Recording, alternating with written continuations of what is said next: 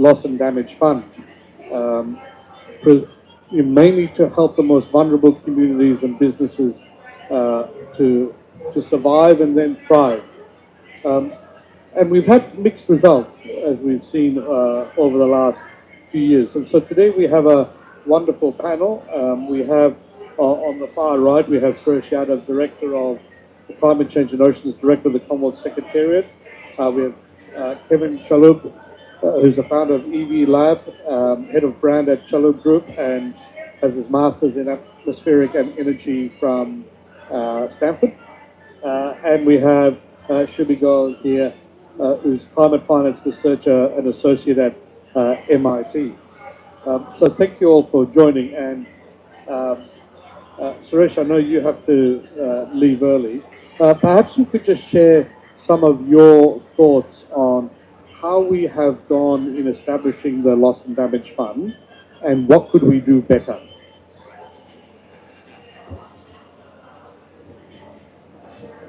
So thank you for asking. It's a very important question because the loss and damage fund has been in a demand for a very long time. And my organization, Commonwealth Secretariat, can relatively take a pride in that prior to the COP27, there was a Commonwealth Heads of the Government meeting where the leaders of the 56 countries meet in Rwanda, Kigali in June 2022. And they came out very strongly about the loss and damage fund. So the 56 countries leaders demanding the setting of the loss and damage fund, and that also includes the 25 small island states and 33 small states on the planet. So that was the political push to set up the loss and damage fund, and as you rightly pointed out, it was announced in COP27. Since then, the world has moved in a positive direction. COP27 to 28 to 29 to 30 now. And recently I saw that they have already announced call for proposal, the loss and damage fund, and they are trying to do under the Barbados implementation mechanism and the framework to do this loss and damage relating funding opportunities. But I just wanted to flag that this is a good beginning. This is a good journey started, which was badly needed by the countries who have faced the historical injustice of the climate because they were never the beneficiary of the economic exploitation of the planet, but they are the recipient of the climate injustice which is coming to them because of the past industrial activities. So I think it is a step in the right direction, and we have to see that how it goes and what is going to be the refinancing mechanism, because the fund which is available there is not good enough. So how the world is going to refinance that loss and damage fund, whether a lot of conversation about the solidarity levy on the saving, a lot of solidarity about the other fuel taxation, various methods are being discussed, and I'm sure that going forward there will be some consensus that this fund is adequately funded to ensure that the country who needs the most vulnerable one, and who have faced the historical climate injustice are taken care of, and their development story and their survival, their existential threat continue to be addressed by the global community. So I'll stop here, and as I said that I have to go to a different nearby panel. But wish you all the best, and nice meeting you, Survi. Nice meeting you, Kevin, and Philip. Of course, we were there in the previous panel. So wish you all the best. Thank you very much for that.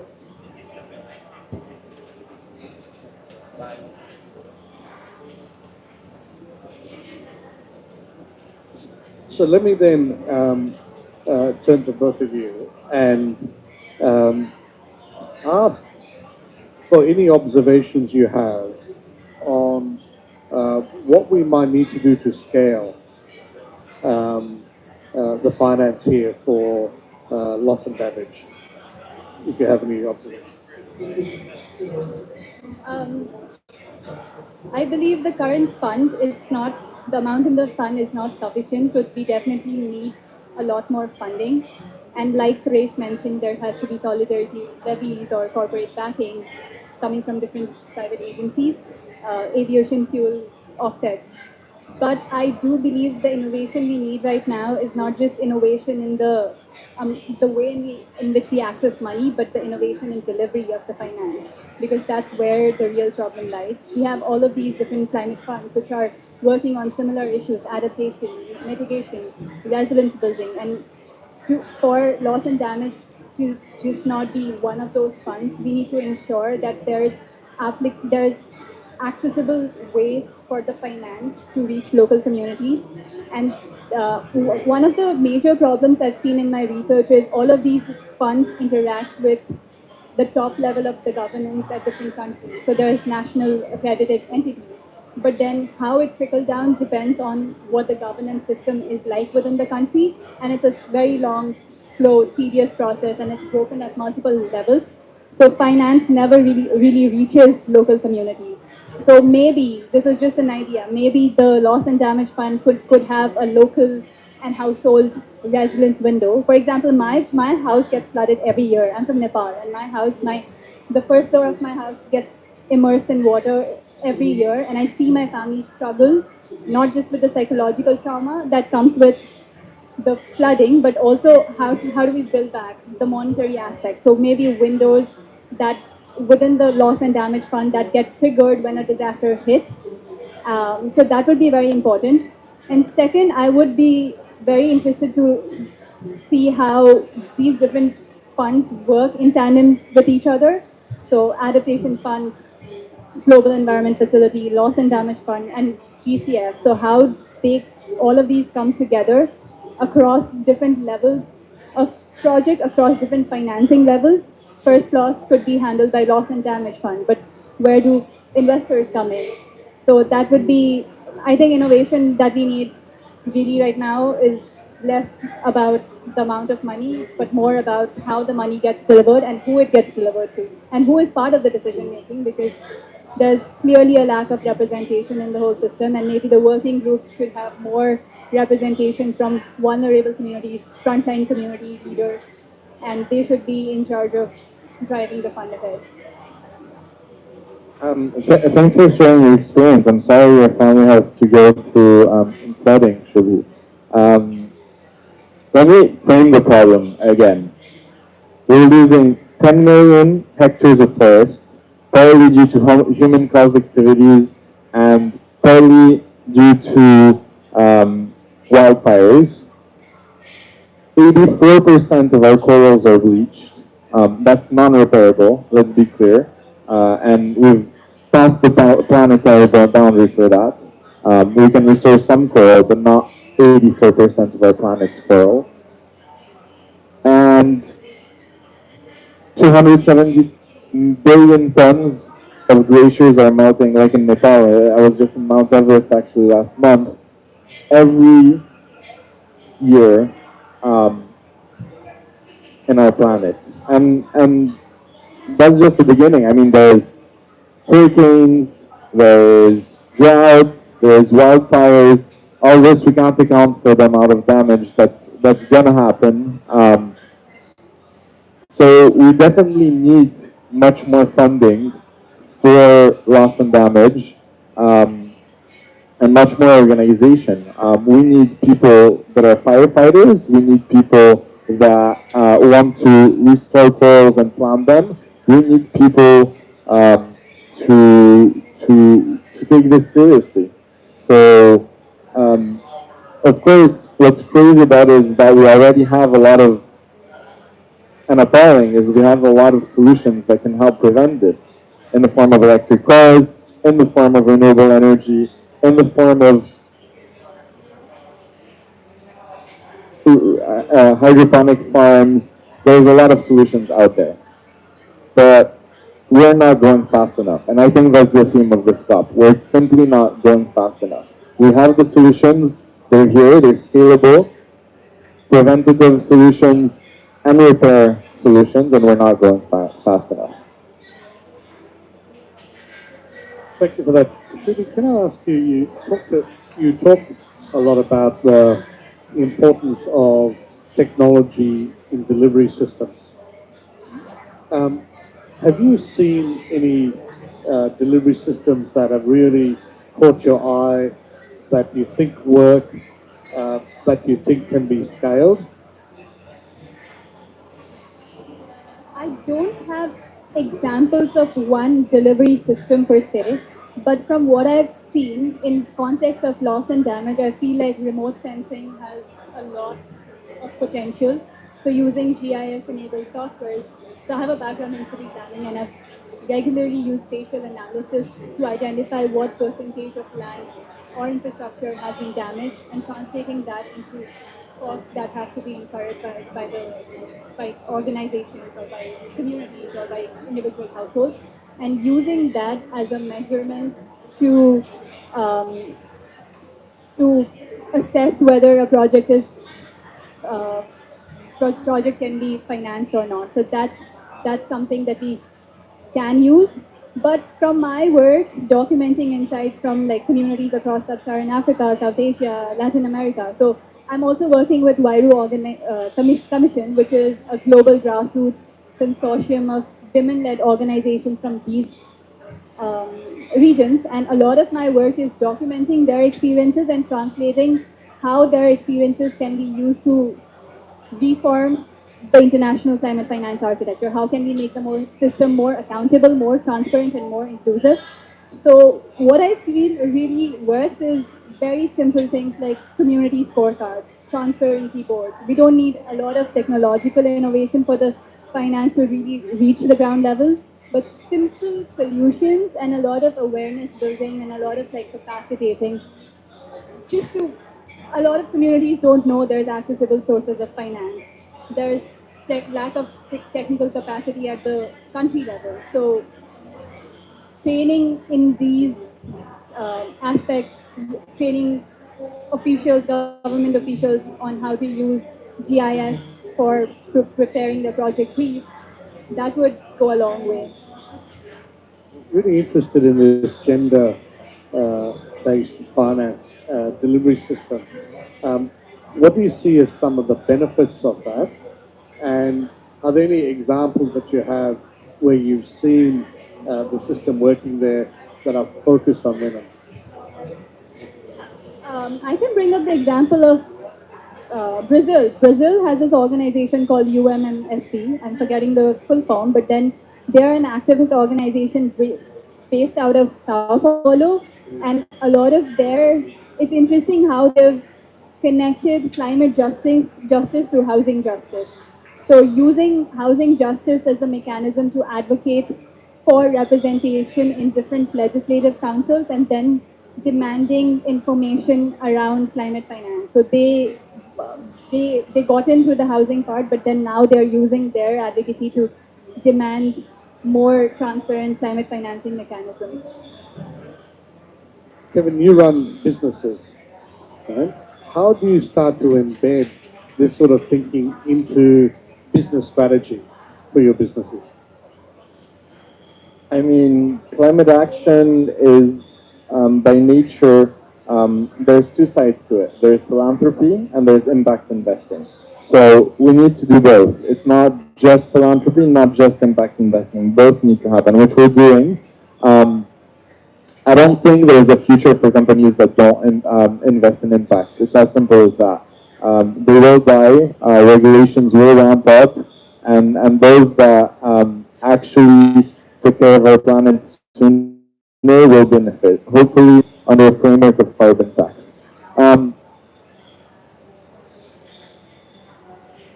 I'll talk a little bit about EVLab and a little bit about Childhood Group. EVLab by nature is an impact startup. We're here to reduce emissions in the sector of mobility, which is one of the most emitting sectors in the world. In the UAE, we have a lot of advantages because range anxiety is less of an issue in the UAE. You go from Dubai to Abu Dhabi, it's less of an issue. So people ask me, why are you starting in fossil fuel economy? I think it's the right place to start, and of course the UAE government is very supportive of everything that's renewable energy and clean tech related. They're definitely putting their money where their mouth is and investing a lot in climate action. So that's in terms of impact investing. With the group, we're doing a lot of philanthropy. We're also taking very seriously the SBTi targets, Scope 3 emissions that we're trying to reduce. It's 99% of our emissions, Scope 3 meaning, of course, that they're not directly related to our business, but that doesn't mean we don't take responsibility for them. We do, and we want to reduce these emissions as much as possible, and we have a solid plan in order to do that. And in terms of philanthropy, it's so engaging. We have 16,000 people in our family business. We're mainly in the GCC, but also in Latin America and other countries. And it's so engaging. Teams come together for this purpose.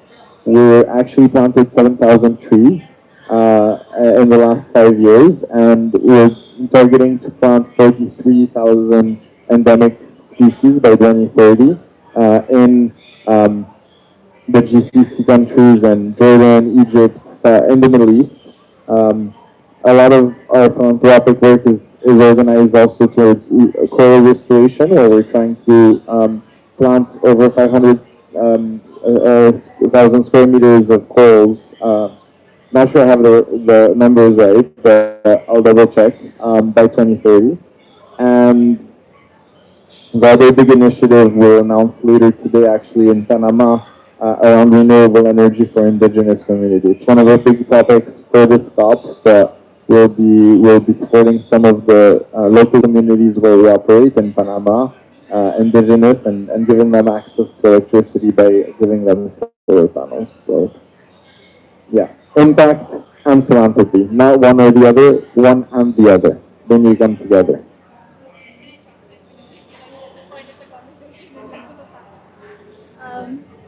Yeah, so I just wanted to ask, so you mentioned philanthropy and then impact investing. So what does that proportion split look like in your, maybe you don't have to like give me numbers, but then how do you see that in your work?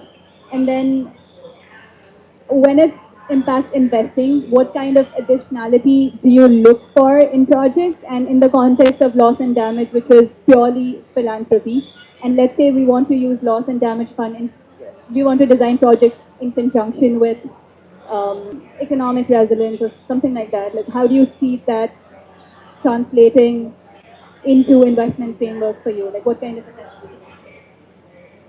Sure. I mean, first, your question about proportionality. We don't think about our budgets that way. We don't budget. We have a budget for philanthropic work, and then of those initiatives, we include environmental work, and we have some budget for impact investing, which is depending on the needs, for example, of the startup of VV Labs. So, in terms of proportionality, today I would say we're probably doing around 40% impact investing and 60% philanthropy. But I would recommend doing it jointly, but that's of the funds that are dedicated to that. But it's a good point. We should probably strategize more a little bit around those two. And can you repeat your second question? for loss and damage, which a lot of it is philanthropy, and there is very little additional, little profit that's coming out of it. So, how do you? I mean, because it's also philanthropy, like just in general, like what are your? How do you see yourself investing in the loss and damage space? I'm here to figure this out a bit more as well. I can tell you what initiatives we've done, restoring corals and trees, but I always feel like we're not doing enough. That's the truth with climate action. It definitely feels like we're never doing enough, and there's much more we should be doing. So if we can, I mean, again, the glacier melt issue is top of my mind. You said you're from Nepal. It was just in Mount Everest. It's crazy how fast those glaciers are melting. The challenge is we have an albedo rate, right? Albedo means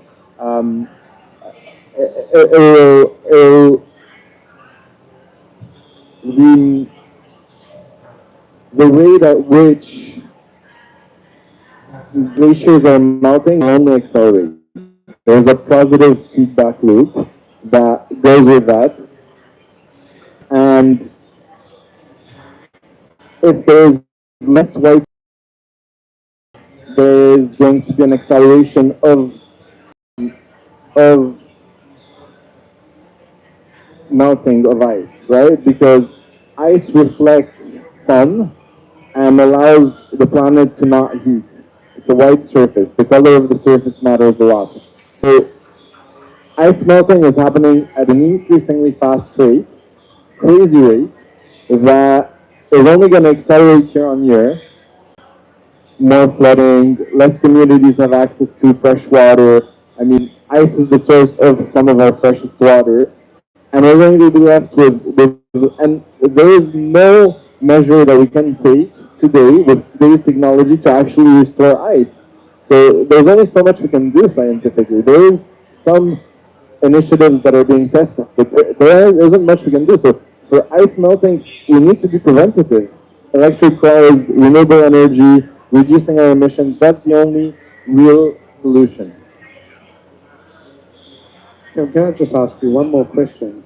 Given you're undertaking these activities, on reforestation and things like that, are there things that have struck you as to how you could attract private finance into it? What would make it investable for others?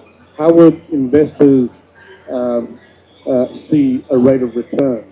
What could you do to encourage them to get into your market?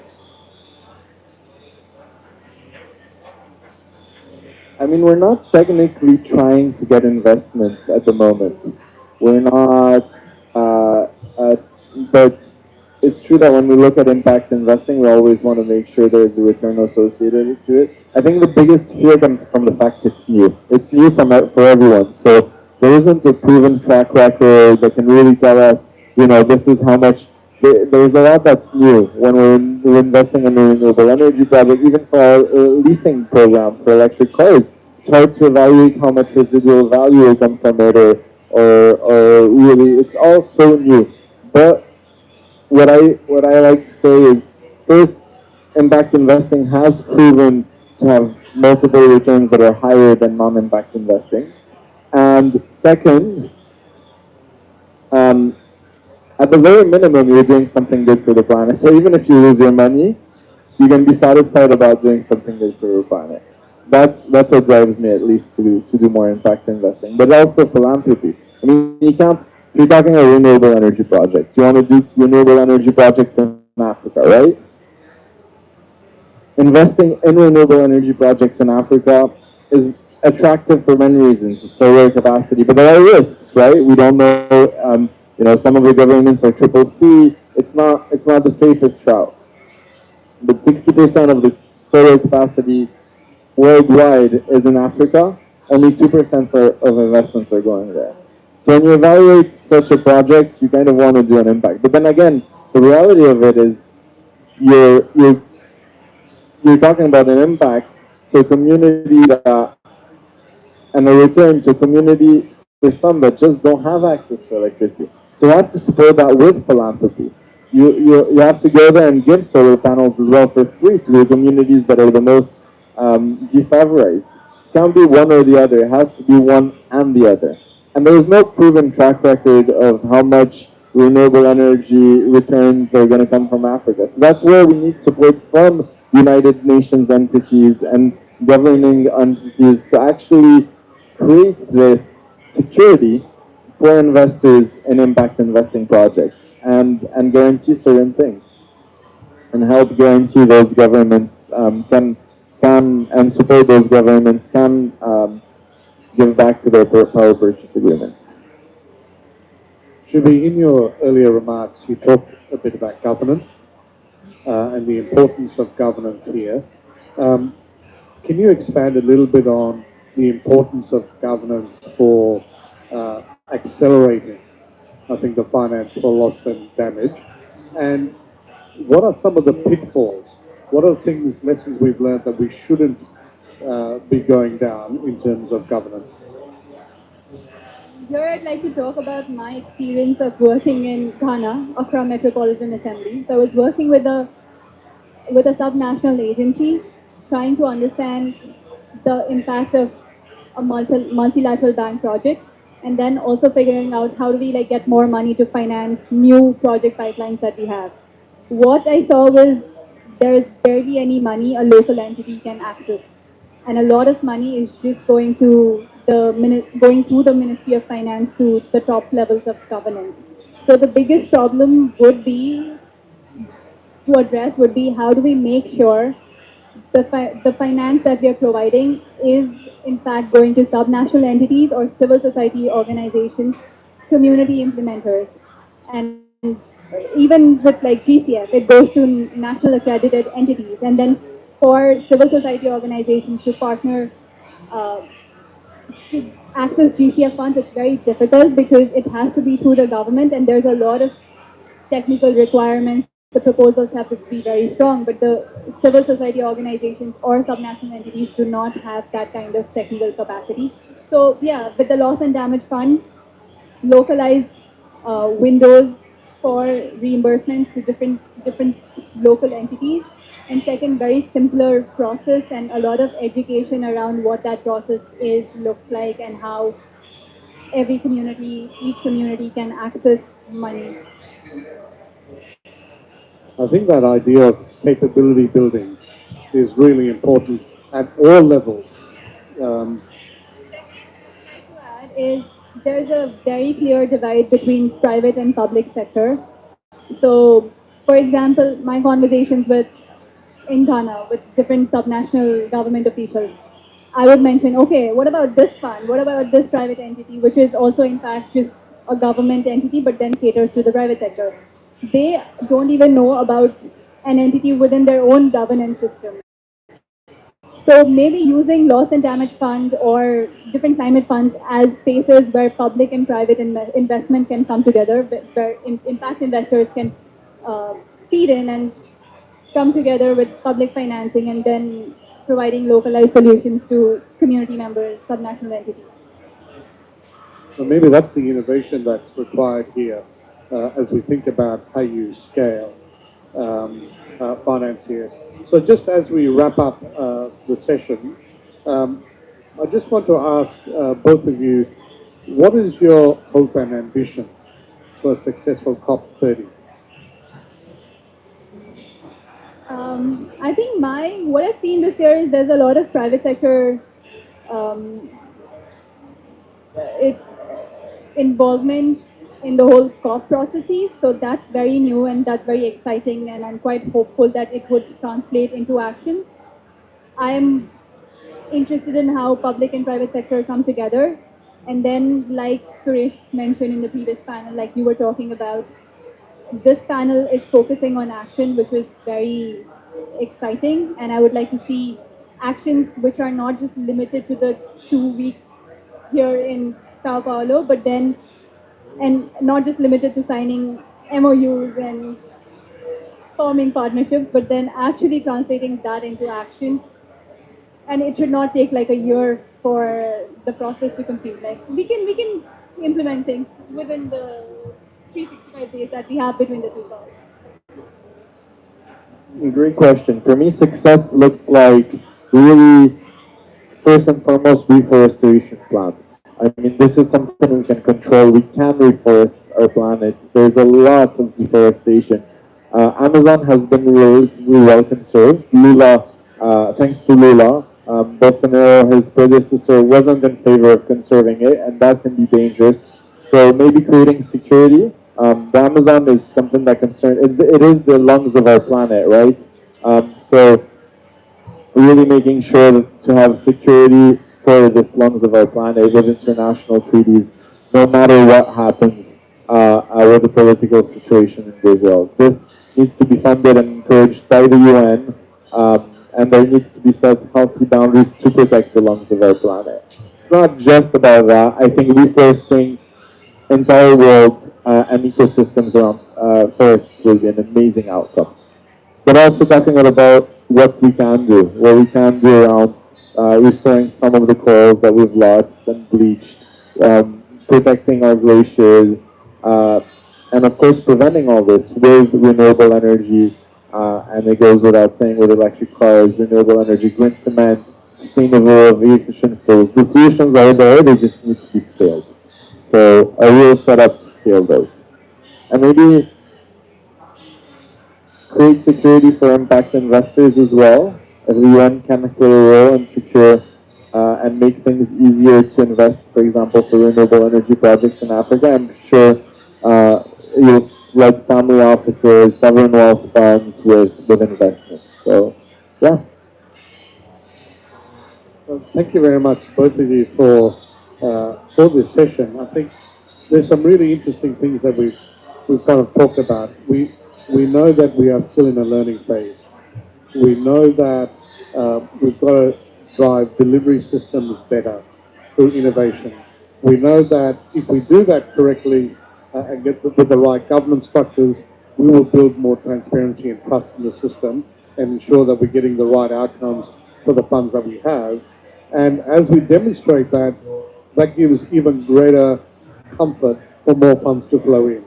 So I think it's really important to recognize that we don't have all the solutions, right? That this is still a learning process, and that we've come a long way.